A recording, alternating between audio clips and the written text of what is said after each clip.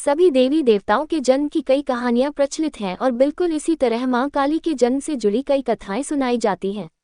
उन सभी कथाओं में से एक कहानी है जो सबसे ज्यादा प्रचलित है। बात उन दिनों की है जब एक शक्तिशाली राक्षस दारुण का अत्याचार तीनों लोकों में बढ़ गया था। तीनों लोकों में सभी इससे बहुत परेशान थे। सारे देवता दारुण के हाथों मात खा चुके थे। दारुण को वरदान मिला था कि उसकी मृत्यु एक स्त्री के हाथों ही हो सकती है। इस कारण सभी देवता हाथ जोड़कर ब्रह्मा जी के पास पहुंचे कि वे इसका कोई समाधान निकालें।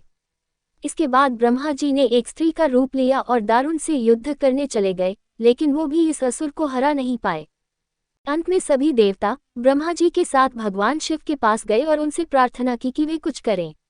सभी की प्रार्थना सुनने के बाद शिव जी ने मुस्कुराते हुए माता पार्वती की तरफ देखा। उनका इशारा समझते हुए माता पार्वती ने अपनी शक्ति का एक अंश निकाला। वह एक चमकता हुआ तेज था जो देखते ही देखते भगवान शिव के नीलकंठ से होते हुए उनके शरीर में प्रवेश कर गया। इसके बाद भगवान शिव ने अपनी तीसरी आंख खोली और तीनों लोग थर थर कांपने लगे। भगवान शिव की तीसरी आंख खुलने के बाद वह शक्ति उनकी उस आंख से बाहर निकली, जिसे देखकर वहां खड़े सारे देवता घबरा गए। उस शक्ति ने एक विशाल और रौद्र स्त्री रूप ले लिया था। उनका रंग रात सा काला गहरा और जुबान खून जैसी लाल थी। चेहरे पर आग सा तेज था और माथे पर तीसरी आंख थी।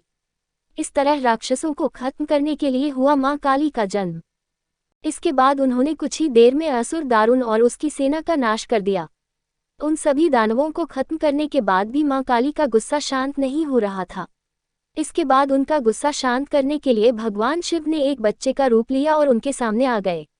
भगवान शिव को देखते ही मां काली का गुस्सा शांत हो गया और उन्होंने उस बच्चे को अपनी गोद में उठा लिया।